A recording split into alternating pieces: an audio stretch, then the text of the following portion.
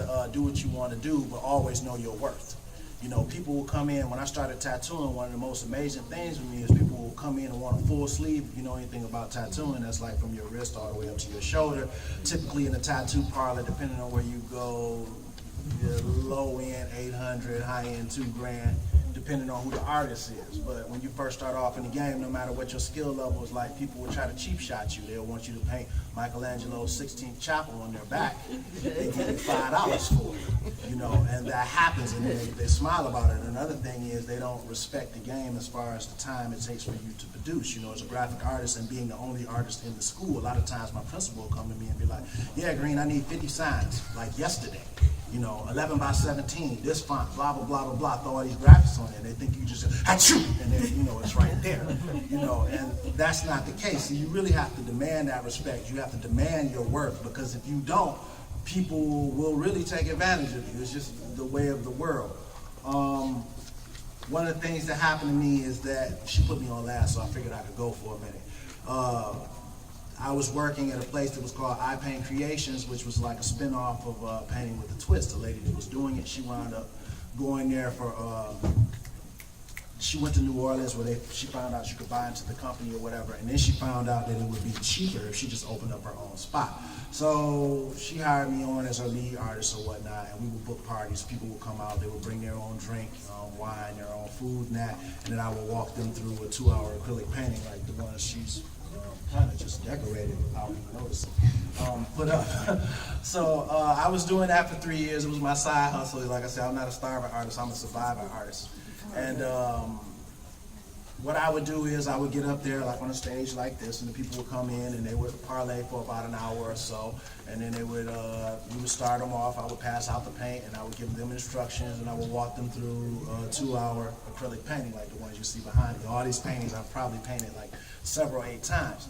Anyway, plus others. These are just a few that I just grabbed that were like in the studio I just pulled out with.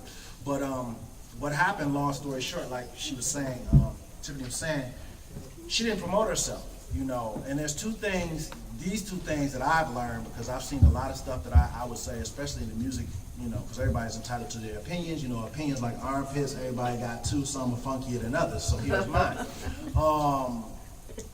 Some music out here is just garbage, and some art out here is just subject to be called the same. But what happens is you can have, there's 2 things that you really need. Well, one thing that you really need, but it's 2 to make it perfect. That one thing is if you have the perfect marketing, and you got the perfect advertisement, and it reaches enough people, you can sell garbage.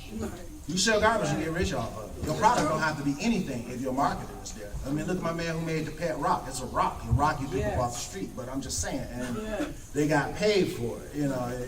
Things like that. You can look at different things. You say, well, why did I buy this? I mean, dollar stores are there for a reason. The reason why you go to a dollar store is because it costs $1. But there's certain things you wouldn't get from a dollar store. Like if they were selling alternators for a car, I don't think I would pick one up, you know, but it's a dollar store. So if you have the perfect marketing, your product doesn't necessarily, and I'm not saying come out with a bold product, but if you market well enough, and if your product matches the marketing, whereas like I used to always say, if your ego matches your skill level, then you can pretty much be successful, you know, as far as I'm concerned. So, long story short, we were in business for like 3 years, and we were booking parties mostly on the weekends when I could come and work, because like I told you, my day job is I'm in there teaching students how to do everything you see in print.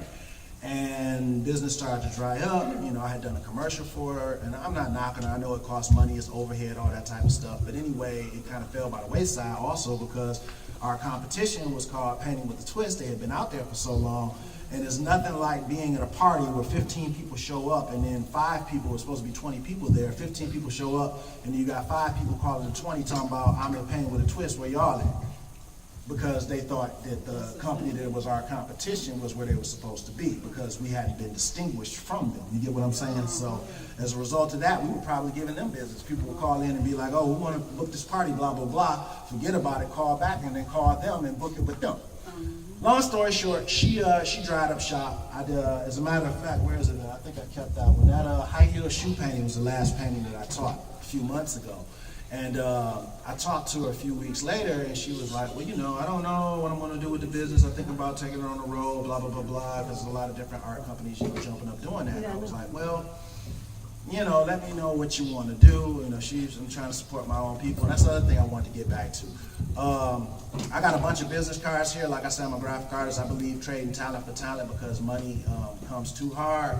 So, for example, I have a hood mechanic, as I call it. I have a hood plumber. I have a hood roofer. I have a hood electrician. I keep my money within my community. So, I'm just being honest with you. So, like, for example, I got a guy, and this is no joke. He cut my grass this entire summer because I did his business cards. I did his business cards and his flyers, and he came every Saturday and cut my grass. And it was no money exchange. All I did was do his business cards and say, hey, take them to All Pro Color, and here go your flyers, and he printed. This guy lived around the corner from me in my old neighborhood when I moved to Rosedale Park. So what I'm saying is you can trade, it's a barter system. So, you try to keep it in the community.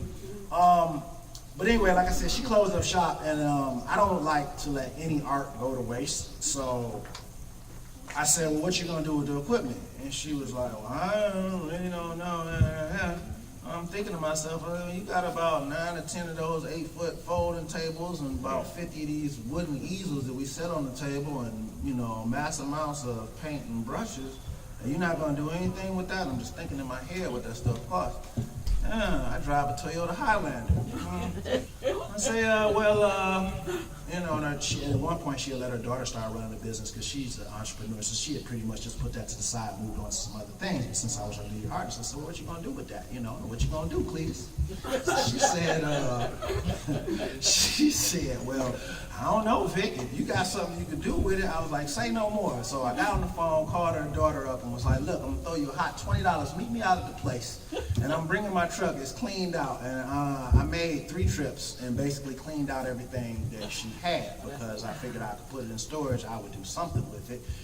Lo and behold, good Lord willing, ran into Tiffany, and me and her got to kicking it, and she was like, well, I got a space out here, and I'm doing this and that. We do these different shows and blah, blah, blah, blah, blah. Idea went bing.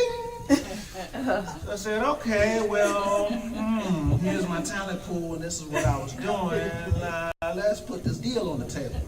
So the 24th of this month, hopefully, we're trying to draw in about 30 people or so. As she said, I have all the equipment. It's just a matter of getting the people to sign on. So if you know anybody, I did kids parties. Obviously, if I taught high school kids, I remember one day I had to do like 30 giraffes in 10 minutes because the artist that was supposed to do, it was another artist on staff who was supposed to do the little outlines for him. He didn't do them, and the party showed up, and I had all these middle school students looking at me like I was crazy, so I had to turn into a machine, just and I always would tell the adults, the more wine, the straighter the line, because I do believe, it's the truth, because I do believe that people have art in their heart. It's, everybody can be creative, and anybody in this room, if you follow my directions or semi-follow my directions, your painting will come out somewhat like this. And I always would tell people, everybody's painting is going to come out different. It's just like everybody in here looks different. So not to worry about that. Don't be afraid. It's not, a contest. And one of my other statements, I'd be like, well, I want you to have a painting that you can take home and hang up in your living room so your family can come hate on you. Because they're going to come by and say, where'd you buy that from? And you're going to say, well, I painted it. You didn't paint that, you traced it. Child, how you going to trace an acrylic paint? But, people are going to hate on you, but when people hate on you, then you knew you're doing something right because they're envious of it. Right? So, a lot of our advertisement was word of mouth. A lot of people will be return business and that. So I said, well, let me carry it on. Lord's blessed me with this equipment because I didn't have to go out and buy it myself. It's just sitting in storage right now. So I said, well, if I can get a spot and we can get it popping, we can get it popping. Henceforth, I'm here. And so I came all the way from the D, and I'm sure we'll be setting up some dates or whatnot. I got a bunch of business cards, so if you want to barter with me, get at me and let me know. I also do film editing, little special effects, things of that nature. I know there's a filmmaker out in the crowd. I was asking if he did After Effects because I do After Effects, and then I link myself with other artists. Over my 15-year career, what I've done is my students tend to look at me as like, anybody here familiar with Star Wars? My lightsaber is very sharp, and I've been a Jedi Master for quite some time. So what I do is, when I find students that have talent, and I know that they have talent, and I can help cultivate that talent, I take them under my wing like a Batman. And then when the time comes, I let them be Robin, and I step back. And so, as a matter of fact, like I said, it was another artist that worked there. That was one of my former students that worked, and he also helped me with my book. He's a very good colorist that worked at the I Paint Creations, you know. So I'm always looking out for them. And I don't know if any of you watch the news. You see the guy who was on the Grand River. The Grand River Creative Kick, and he was like, if you can't paint better than me, then don't paint over my paintings. They had that big thing in Detroit. Did anybody see that? He was also one of my formers. I saw him on the news like, wow, you doing it big like that. You know, you got people coming from Cali hating on you or your graffiti, you know. But anyway, so like I said, I spread my wings like that. So I have a plethora of like up-and-coming photographers and some people who have gone pro that have, you know, come up from under my wing, under my tutelage, so to speak, that I keep in contact with because I always try to network with them.